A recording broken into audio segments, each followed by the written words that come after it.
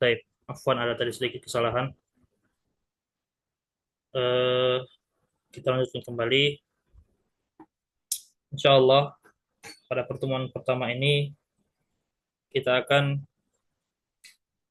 mulai belajar meluangkan waktu untuk mempelajari bahasa Arab. Itu bahasa yang mulia. Sebelum kita masuk ke dalam pembahasan dari kitab Durusul Lughah Al-Arabiyyah li ghairi natiqina biha, kita akan membahas sedikit tentang keutamaan bahasa Arab. Perlu kita ketahui bahwa bahasa Arab merupakan bahasa yang mulia, bahasa yang dengannya Allah Azza wa Jalla turunkan risalah terakhir kepada utusan terakhirnya. Allah Subhanahu wa taala memilih bahasa Arab sebagai bahasa kalamnya, sekaligus sebagai bahasa penutup risalahnya. Menunjukkan betapa besarnya keutamaan bahasa Arab itu sendiri.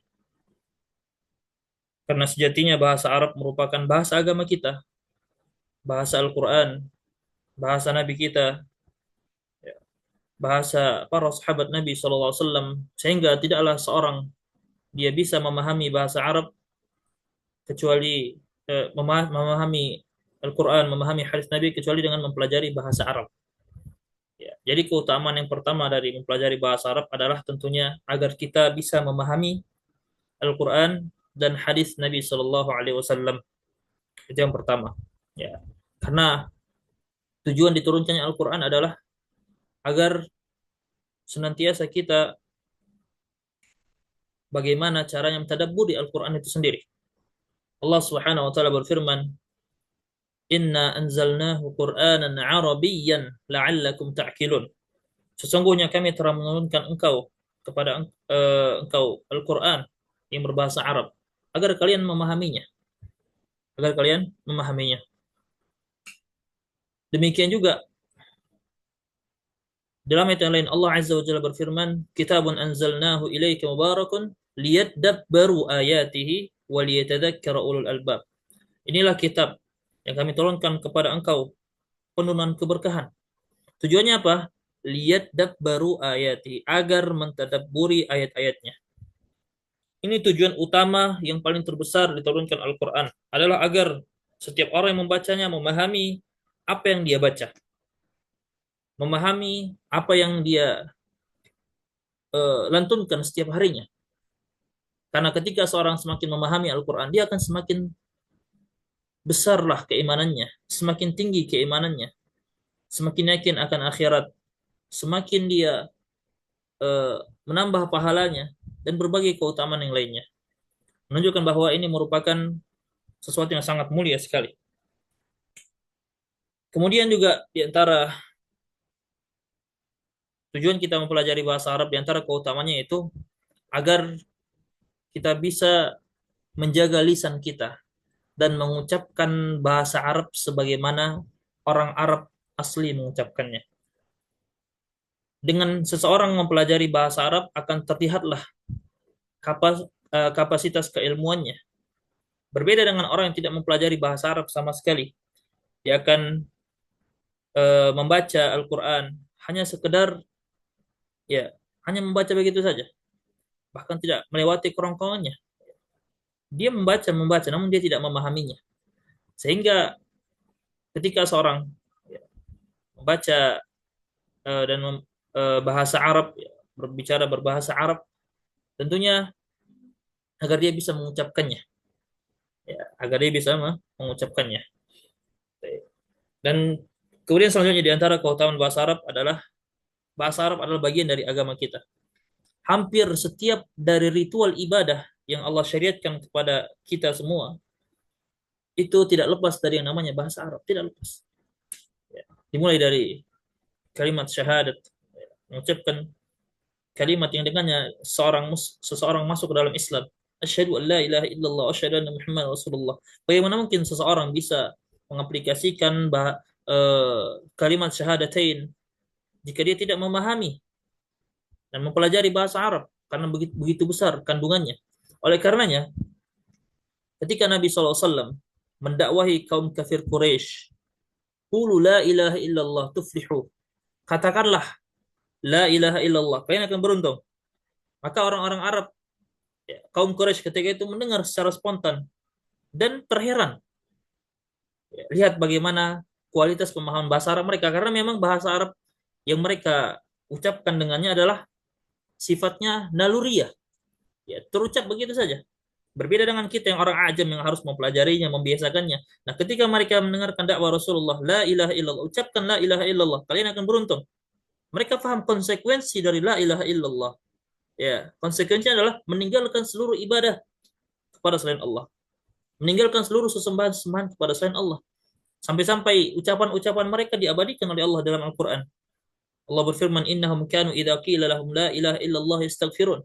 Sesungguhnya mereka ini orang-orang Quraisy, kafir Quraisy, ketika disuruhkan mengucapkan la ilaha illallah, mereka menyombongkan diri. Wa yaquluna a inna latariku alihatina li sya'irin majnun? Apakah kita akan meninggalkan sesembahan-sesembahan kita ini untuk kata mereka, ya, lakab yang mereka berikan kepada Nabi SAW, syair majnun, ya, tukang syair dan orang gila, bayangkan. Saking betapa kerasnya dakwah, betapa kerasnya hati mereka ketika mendengarkan seruan Nabi SAW. Syahid dari pembahasan kita ini adalah menunjukkan betapa dalamnya bahasa Arab mereka yang mana itu muncul karena naluri mereka itu sendiri. Karena mereka mengucapkan sehari-hari. Adapun kita yang dituntut oleh Allah Azza wa Jalla agar kita memahami Al-Quran, tentulah tidak mungkin kita bisa memahaminya kecuali dengan mempelajari bahasa Arab. Dengan mempelajari bahasa bahasa Arab. Oleh karenanya Allah Subhanahu wa taala mengatakan, "Afala yatadabbaruna al-Qur'an am 'ala qulubin aqfaluha?" Tidakkah mau mereka mentadabburi Al-Qur'an atau hati-hati mereka sudah uh, terkunci. Jadi di antara kiat kita bisa memahami agama dengan baik dan benar adalah memulainya dengan mempelajari bahasa Arab. Dan alhamdulillah Allah Subhanahu wa taala berikan kepada kita kesempatan untuk mempelajari bahasa kalamnya yang mulia ini. Itu tentang, ya, sedikit tentang keutamaan bahasa Arab. Kemudian selanjutnya, sebelum kita masuk dalam pembahasan, ada beberapa rambu-rambu yang perlu kita perhatikan semua, ya, kepada para penuntut ilmu sekalian. Ya, yang pertama-tama sebelum kita mulai masuk mempelajari bahasa Arab, hendaknya kita memahami. Ya, hendaknya kita berusaha memahami bahwa kita belajar ini adalah ibadah. Sehingga butuh yang namanya keikhlasan kepada Allah. Niatkan kita belajar ini agar ikhlas, mengharapkan pahala dari Allah Subhanahu wa taala. Tidak tujuannya agar dikatakan sebagai orang yang mahir bahasa Arab, bukan sebagai orang yang terpelajar, tidak. Niatkan agar kita mengangkat kebodohan dari diri sendiri, kemudian setelah itu kita niatkan untuk mengangkat kebodohan dari orang lain. Itu yang pertama. Kemudian yang kedua yang perlu kita pahami bahwa kita harus yakin dengan seyakin-yakinnya bahwa Allah Subhanahu wa taala akan berikan kemudahan bagi siapa yang bersungguh-sungguh untuk mempelajari agamanya. Allah Azza wa Jalla berfirman, "Walladzina jahadu fina lanahdiyannahum subulana." Dan orang-orang yang bersungguh-sungguh di jalan kami, kami akan berikan petunjuk kepada jalan-jalan kami. Dan itu janji Allah Azza wa Jalla akan dimudahkan. Karena Allah Subhanahu wa taala sebutkan segala sesuatu yang berkaitan dengan Al-Qur'an itu akan dimudahkan. Di antara yang berkaitan yang sangat erat dengan Al-Qur'an adalah bahasa Arab sendiri, karena Al-Qur'an adalah bahasa Arab. Ya. Allah Azza wa Jalla berfirman di surah Al-Qamar 4 kali. Walaqad yassarnal Qur'ana lidzikr fahal mim muddakir. Sungguh kami telah memudahkan Al-Qur'an ini untuk dipelajari, untuk dihafal, untuk difahami maknanya. Apakah ada orang yang mau mempelajarinya? Sisi pendalilannya dari mana? Sisi pendalilannya adalah bahwa Al-Quran berbahasa Arab.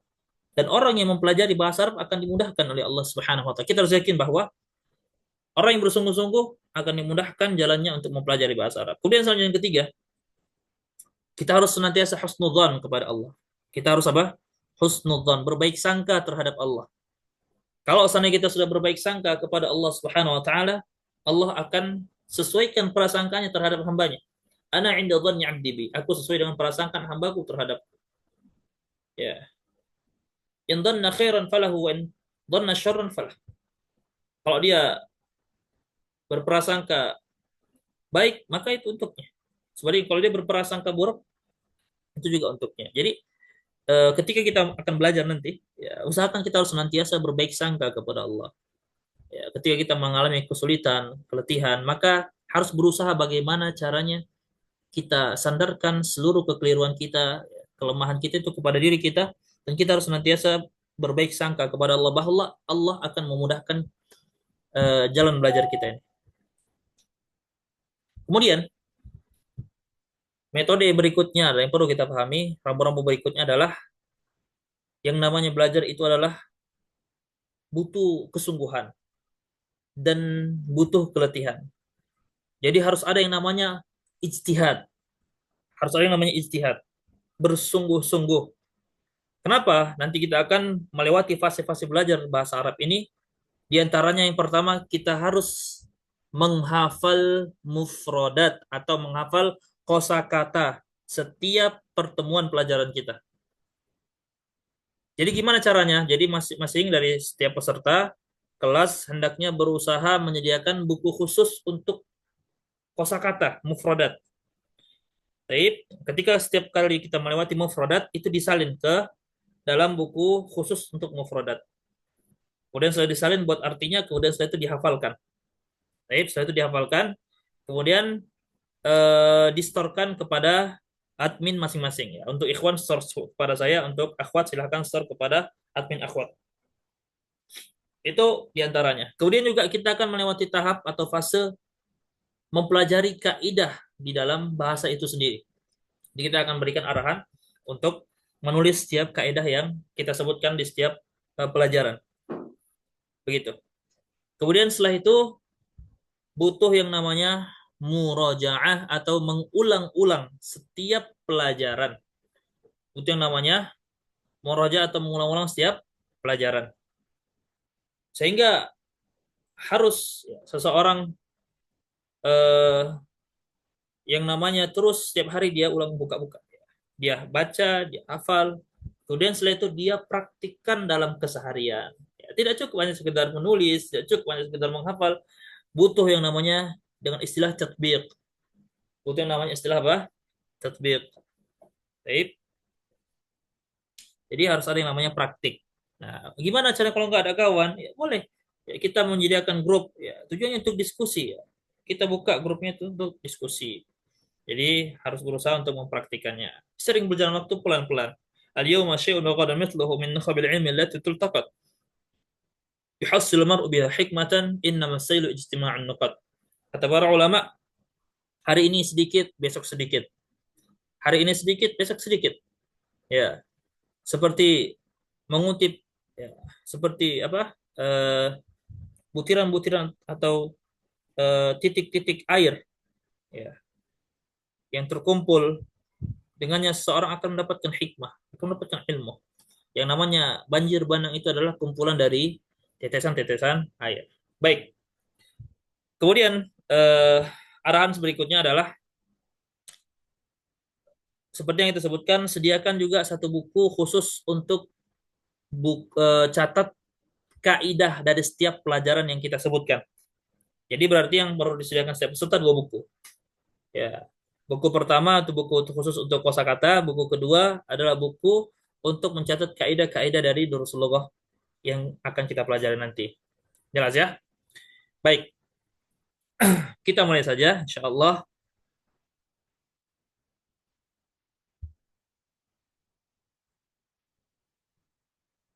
Di sini kata beliau, penulis buku ini adalah bernama Syekh Dr.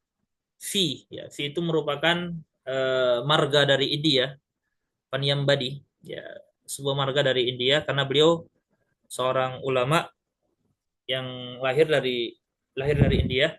Ya, beliau lahir pada tahun 1933 dan qadarullah beliau telah wafat sekitar 2 tahun yang lalu. Tahun 2023 beliau wafat. Semoga Allah merahmati beliau. dan tentunya beliau merupakan seorang seorang ulama ya, seorang ulama, dan beliau merupakan seorang dosen ya, yang ditunjuk oleh Syekh bin Baz di tahun 65 kalau nggak salah. Kemudian setelah itu beliau mengajar hampir lebih selama 56 tahun lamanya. Mengajar di mana? Di Universitas Islam Madinah. Dan beliau banyak sekali tulisan-tulisan beliau sangat bagus sekali. Di antaranya adalah tulisan beliau seperti yang kita baca saat ini di kitab Darussulugah Al-Arabiyyah li ghairi natiqin biha, yaitu kitab pelajaran-pelajaran bahasa Arab bagi orang-orang yang tidak berbicara dengan berbahasa Arab. Dan sebenarnya ini buku eh, Universitas Islam Madinah ya, bagi orang-orang yang melewati tahap i'dad ya, mereka mempelajari buku ini. Cuman dikarenakan praktisnya metode belajar beliau ya, dengan keberkahan tulisan beliau juga tentunya dengan keikhlasan beliau, maka buku ini pun tersebar hingga ke seluruh antero dunia ya, sampai orang-orang tidaklah setiap orang yang hendak memulai belajar bahasa Arab pasti mereka akan mengenal kitab ini, yaitu kitab Darussul Lughah Al-Arabiyyah li ghairi natiqin biha. Jadi nama Syekh ini adalah Dr. Fi Abdur Rahim ya. Nama beliau siapa? Abdur Rahim ya. Fi itu artinya Faniambadi ya, kayak marga ya, marga kalau orang Batak seperti ya Simatupang ya, apalagi macam-macam ya. Nah, kalau India itu seperti Faniambadi. Nah, baik. Sini beliau mulai kitab beliau dengan kitab Bismillahirrahmanirrahim. Bismillahirrahmanirrahim. Ya. Jadi Bismillahirrahmanirrahim ini merupakan kebiasaan para ulama ketika mereka memulai menulis buku-buku mereka. Ya, tujuannya mereka menulis Bismillahirrahmanirrahim atau kita sebut saja dengan basmalah adalah tentunya yang pertama untuk mencontoh Al-Qur'anul Karim. Karena kita dapati bahwa di setiap surat dari Al-Qur'an itu selalu dimulai dengan basmalah. Ya, kecuali satu surat, yaitu surat At-Taubah. Kecuali satu surat yaitu surat At-Taubah. Kemudian di antara tujuan para ulama mereka menulis basmalah di awal kitab mereka, yang kedua adalah untuk mencontoh Nabi Shallallahu Alaihi Wasallam. Untuk mencontoh Nabi Shallallahu Alaihi Wasallam ketika Nabi mengirim ya, surat-surat kepada para raja, di antara seperti kisah yang masyhur ya, ketika Nabi SAW mengirim surat kepada Raja Romawi Heraklius, kata Nabi SAW dalam suratnya, Bismillahirrahmanirrahim, min Muhammadin abdillahi wa rasulihi ila azimir Rum, ila Hirakal azimir Rum. Ya. Bismillahirrahmanirrahim. Ya. Dari Muhammad, hamba Allah dan Rasulnya, kepada pemimpin Romawi, itu Heraklius. Kemudian yang ketiga di antara tujuan para ulama adalah untuk mencontoh para nabi yang lainnya, seperti kisah Nabi Sulaiman yang menulis surat kepada Ratu Bilqis, di antara yang disebutkan dalam Al-Quran, innahu min Sulaiman wa innahu bismillahirrahmanirrahim. Sungguhnya itu dari Sulaiman dan bismillahirrahmanirrahim. Kemudian di antara tujuannya adalah untuk mencari keberkahan dan meminta pertolongan kepada Allah Subhanahu wa taala. Jadi ini kita harus pahami dan kita ambil pelajaran bahwa tidaklah ketika kita melakukan sesuatu, mengucapkan sesuatu, hendaknya kita berusaha untuk memulai basmalah, apa saja itu. Ketika kita hendak makan, baca basmalah. Ketika hendak pergi melakukan pekerjaan, baca basmalah. Bismillahirrahmanirrahim. Tujuannya apa? Untuk mencari keberkahan. Untuk mencari keberkahan. Nah, itulah 4 tujuan kenapa para ulama mereka memulai tulisan-tulisan mereka dengan basmalah. Baik. Ya. Silahkan dibuka bukunya seperti kita sebutkan. Buka dari bukunya Ad-Darsul Awwal. Ad-Dars Al-Awwal. Ad-Darsu artinya pelajaran, Al-Awwal artinya yang pertama. Baik. Semuanya fokus pada bukunya masing-masing. Ya. Insya Allah kita akan mulai. Baik. Qala al-muallif rahimahullah ad-darsul awwalu. Pelajaran yang pertama. Ya, kita masuk pelajaran pertama ya. Beliau di sini sistemnya per pelajaran, per dars. Ya, kalau buku-buku lain seperti per bab, ya, per fasal. Kalau ini beliau membuat ya, sistem pelajarannya dengan sistem per pelajaran. Ya, bukunya dengan sistem per pelajaran. Ad-darsul awal, pelajaran yang pertama. Taib. Sebelum kita masuk dalam pelajaran pertama, ya, perlu diperhatikan ada beberapa kaidah terkait pelajaran pertama ini. Yang pertama adalah tentang hadza. Ya, ini dia. Hadza. Taib. Nah, jadi hadza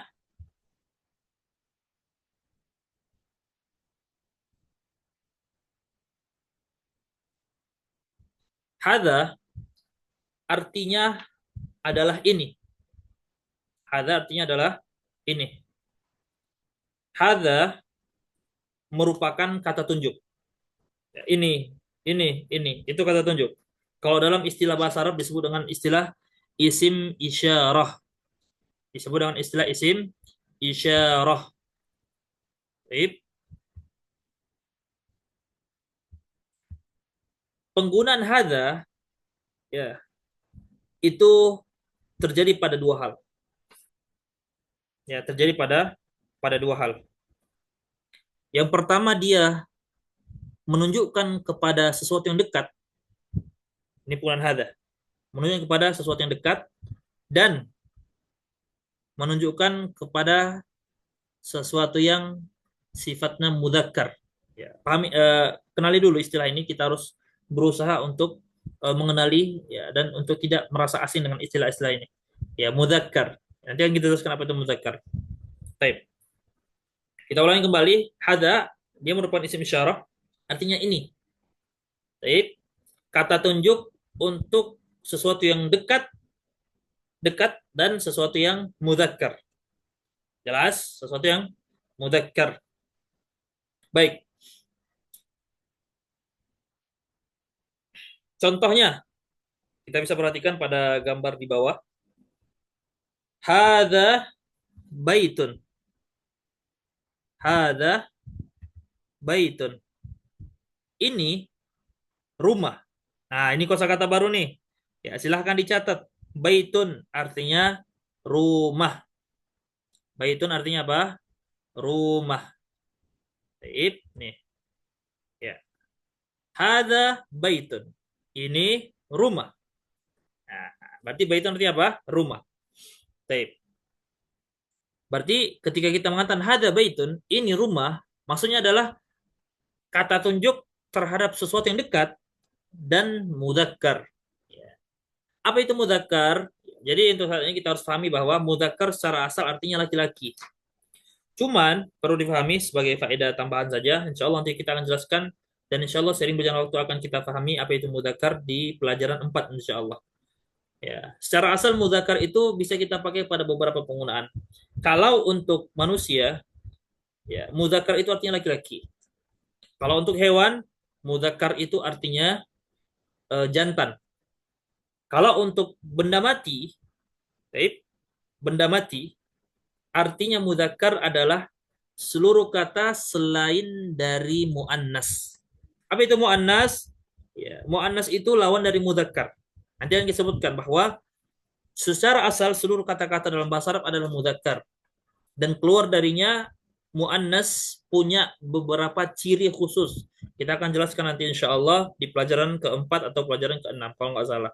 Untuk saat ini perlu dipahami bahwa eh, mudzakkar itu adalah kata selain dari muannas.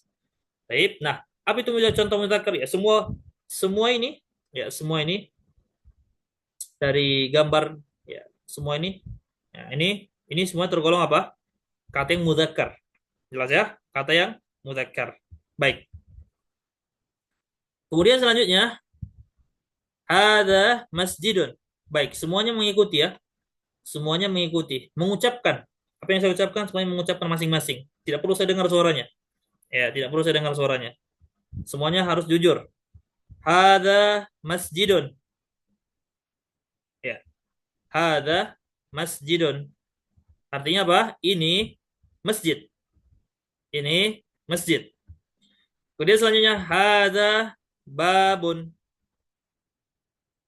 Hada babun.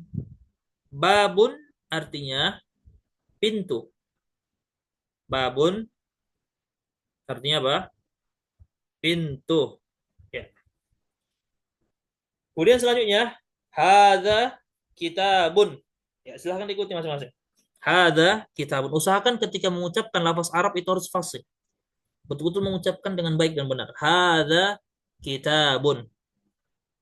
Baik, hada kitabun. Kemudian selanjutnya hada qalamun. Ini pena. Kalau tadi kitabun buku, ini pena. Qalamun artinya pena. Kemudian selanjutnya hada miftahun. Hada miftahun. Apa arti miftah? Ini dia gambarnya. Kunci. Kunci. Baik. Kemudian selanjutnya hada maktabun. Hada maktabun. Apa arti maktabun? Meja. Kemudian selanjutnya hada sarirun. Hada sarirun. Sarirun artinya ranjang. Sarirun artinya apa? Ranjang. Ini dia. Baik, ini sarirun. Kemudian hada kursiyun. Ini kursi. Nah, inilah dia 9 kosakata baru yang mesti kita catat ke dalam buku mufradat dan dihafal. Baik, dan dihafal. Baik, ini saya harapkan kepada seluruh peserta agar menghafal mufradat atau kosakata baru. Ya, seperti yang kita sebutkan tadi bahwa perlu yang namanya menghafal mufradat atau kosakata. Baik, selesai dari pembahasan di pelajaran pertama tentang hada. Kita ulangi kembali bahwa hada merupakan isim isyarah atau kata tunjuk. Artinya ini, menunjuk kepada sesuatu yang dekat dan mudzakkar. Baik.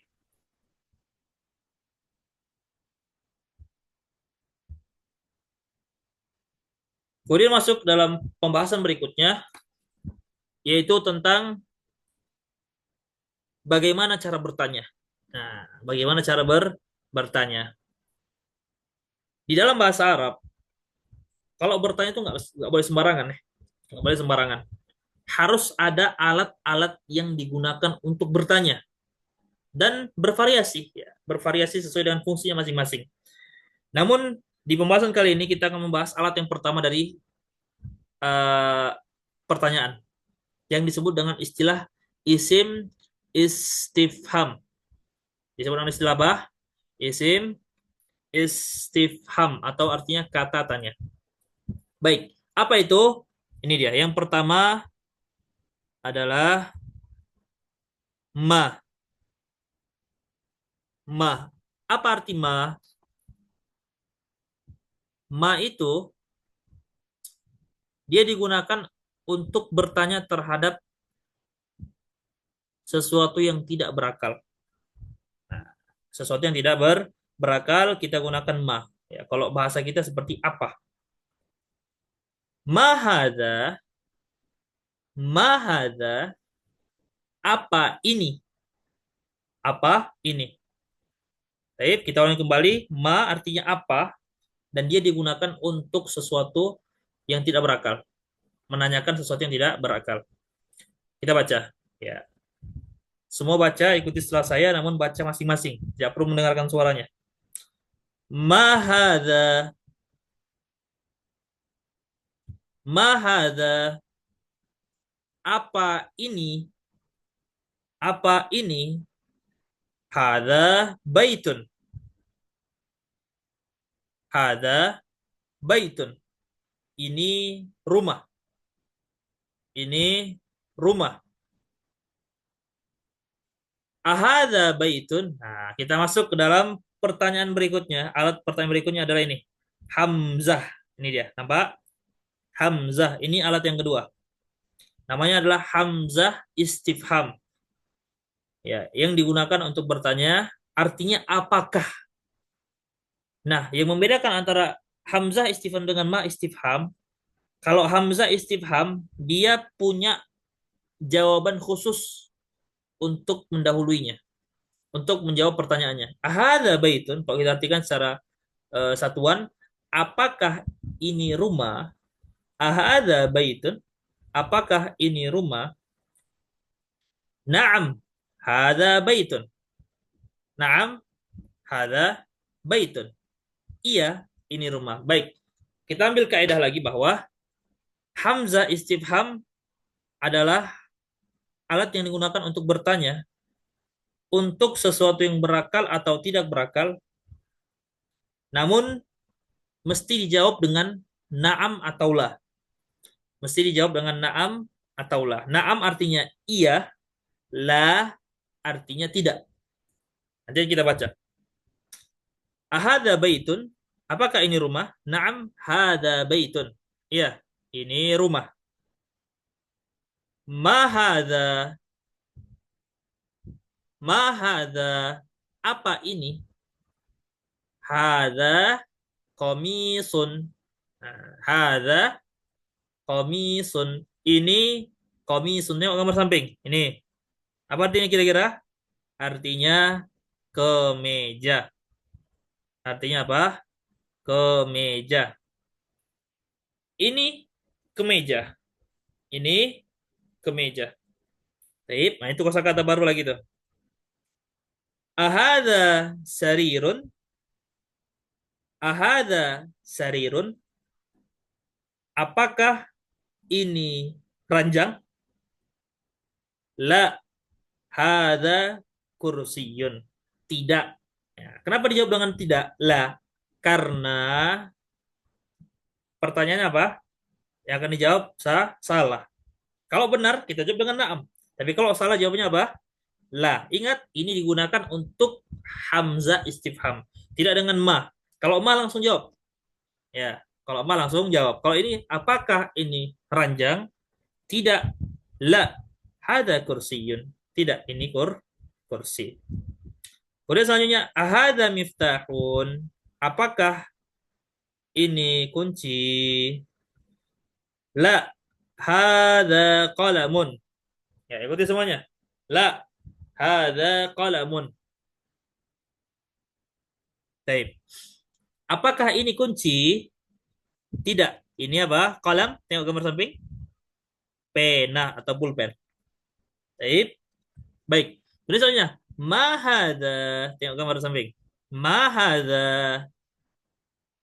Hada najmun. Ini kosakata baru lagi nih. Ini kosakata baru. Baik. Nah, kosakata baru tuh harus disalin ke buku yang kita suruh tadi. Ke buku apa? Ke buku mufrodat. Ke buku apa? Ke buku mufrodat. Ya, nah jadi perlu kita ingatkan bahwa kepada para peserta belajar bahasa Arab sekalian, kosakata-kosakata yang telah dilewati sebelumnya di pelajaran-pelajaran berikutnya tidak akan tertulis lagi harokatnya. Tidak akan tersedia lagi harokat-harokatnya. Sehingga kita akan membacanya sesuai apa yang kita hafal dari mufrodat. Misalnya nih, contoh seperti ini. Ini. Hada najmun. Taib. Najmun untuk saat ini masih diberikan harokat. Nun dengan harokat fathah, jim dengan sukun, mim dengan harokat dhammah. Taib. Harokat dhammah. Ini nanti tidak akan kita dapati lagi harokatnya. Tidak akan ada kita dapati harokatnya. Kenapa? Karena sudah dilewati pada pelajaran sebelumnya. Sehingga ketika di pelajaran setelahnya, kita hanya bisa membaca dengan insting yang kita hafal dari mufradat. Nah, itu perlu diperhatikan ya kepada para peserta sekalian agar berusaha menghafal mufradat. Baik, berusaha menghafal mufradat. Sediakan waktu khusus untuk menghafal mufradat. Yang namanya belajar itu butuh kesungguhan, butuh kesemangatan. Ya, kata para ulama ya sebagai nasihat, man talabal uluma bighairi kattin sayudrikuha idza syabal ghurabu. Barang siapa yang mempelajari ilmu apa saja tanpa kattin, tanpa letih, tanpa lelah, nggak mau capek, belajar pengen santai-santai saja, maka dia akan mendapatkan ilmu ketika burung gagak beruban. Ketika burung gagak beruban. Kita ketahui bahwa burung gagak warnanya apa? Warna hitam. Baik, burung gagak warna hitam. Pertanyaannya, apakah ada burung gagak beruban? Tidak ada. Berarti dia mustahil untuk mendapatkan ilmu. Kapan? Ketika dia tidak mau capek. Jadi harus ada yang namanya capek untuk menghafal. Paham ya? Nah, kita ingatkan bahwa kosakata yang kita lihat ini, taib, seperti bait, ya, baitun, qamis, sarirun, kursi, miftah, qalamun, najmun. Ini nanti di pelajaran setelahnya kita tidak akan dapati lagi harokatnya. Jadi gimana caranya? Kita akan bisa membacanya dengan cara apa? Insting hafalan yang kita hafal dari mufradat. Jelas sampai sini ya? Baik, pelajaran kali ini adalah tentang ma, tentang ma. Baik, tentang ma. Ma dia merupakan isim istifham digunakan untuk yang tidak berakal, menanyakan untuk tidak berakal. Adapun hamzah dia bisa ditanyakan untuk yang berakal dan tidak berakal, namun butuh jawaban dengan la atau na'am. Kalau benar jawabannya na'am, kalau la jawabannya salah. Baik, kalau benar jawabannya salah. Baik, saya akan tanya. Ya, coba silahkan diaktifkan suaranya kepada siapa ya? Kepada Al-Akh Dzulkarnain. Silahkan aktifkan suaranya.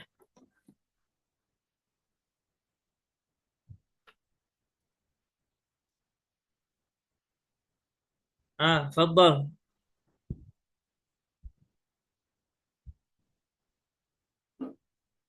Ah, baik. Kepada Oppo, siapa nih Oppo nih?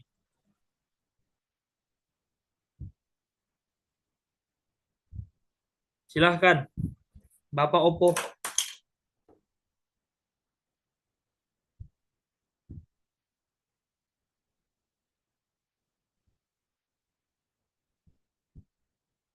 Baik. Silahkan. Ada yang mendengar?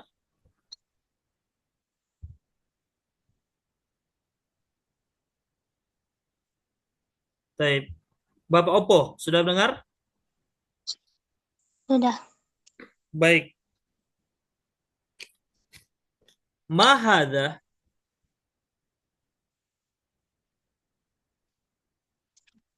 Mahada. Hmm. Ma hadza? Jawab, jawab, jawab. Mahada.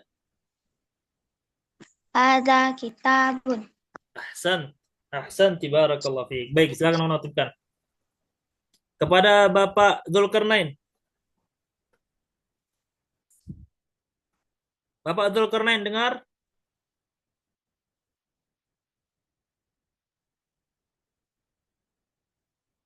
Baik. Baik, kepada Ibu Endang, silahkan. نعم أستاذ. Ahada kursiyun. Ahada لا kursiyun. لا هذا قلم. Ahsanti barakallahu fiik. Kemudian selanjutnya kepada Ibu Hanna.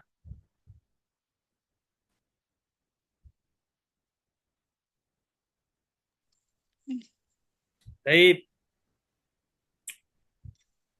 Eh, hada. Ahada qamisun. Naam, hadza qamisun. Ahsant barakallahu fiik. Baik. Kemudian selanjutnya kepada Ibu Dede Meida. Naam, Ustaz. Baik. Mana lagi ya? Baik. Anggap saja meja ini. Anggap saja meja. Ya. Ahada baitun. La, hadza maktabun. Ahsanti barakallahu fiik. Baik, selanjutnya kepada Ibu Mariana.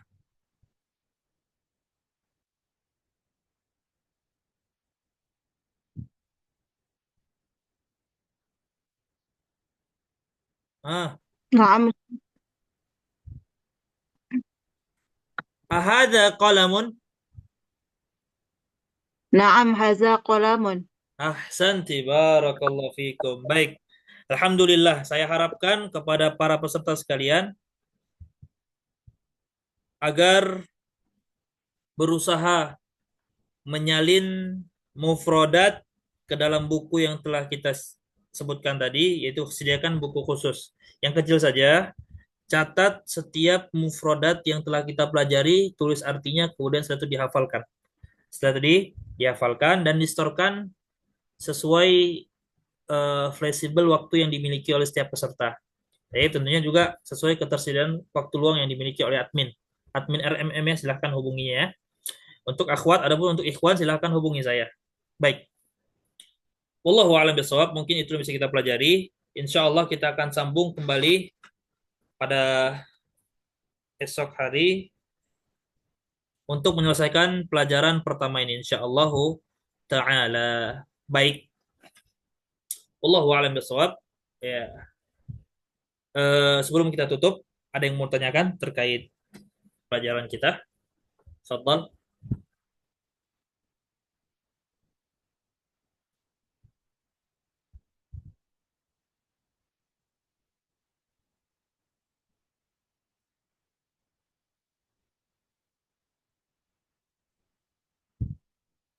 Ya, silakan dimatikan kameranya, Pak. Pak Zulkarnain. Mau dimatikan kameranya? Merah. Ustaz. Mohon dimatikan kameranya, Pak. Ya, Ustaz.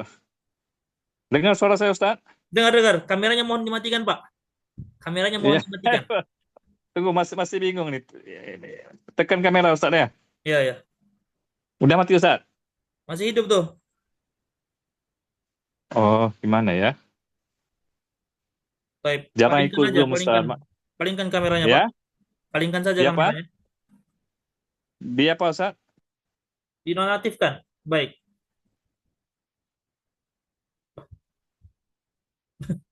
Baik. Ada yang mau tanyakan? Kalau tidak ada, itu dulu pelajaran kita. Insya Allah kita akan sambung pada pertemuan berikutnya, menyelesaikan pelajaran pertama. Saya harapkan kepada para peserta sekalian menghafal mufrodat dan distorkan hafalan mufrodatnya kepada adminnya sesuai dengan waktu yang tersedia. Wallahu a'lam bishawab. Itu yang bisa kita pelajari. Kita tutup dengan doa kafaratul majelis. Subhanakallahumma bihamdik, asyhadu an la ilaha illa anta, astaghfiruka wa atubu ilaik. Assalamualaikum warahmatullahi wabarakatuh.